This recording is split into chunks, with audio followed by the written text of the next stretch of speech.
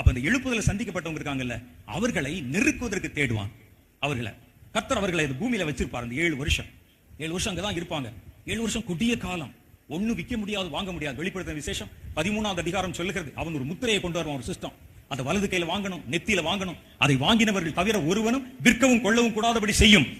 வாங்க முடியாது. ஏன் முத்திரை வாங்கி கொண்டால் என்னன்னு கேட்பீங்க. 20வது அதிகாரம் சொல்லுகிறது வெளிப்படுத்தின விசேஷத்துல, சாத்தானையும் அவன் தூதர்களையும் அவருடைய முத்திரையை தரித்தவர்களையும் கர்த்தர் 2வது மரணமாகி அக்னியும் கந்தகம் எரிகிற கடலிலே அவர்களை தள்ளினார், அவர்கள் பங்கடைந்தார்கள் என்று எழுதியிருக்கு.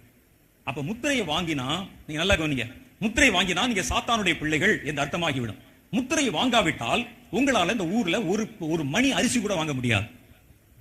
இப்பவே கொண்டாந்துட்டாங்கல்ல, நிறைய சிஸ்டம் கொண்டாந்துட்டாங்கல்ல.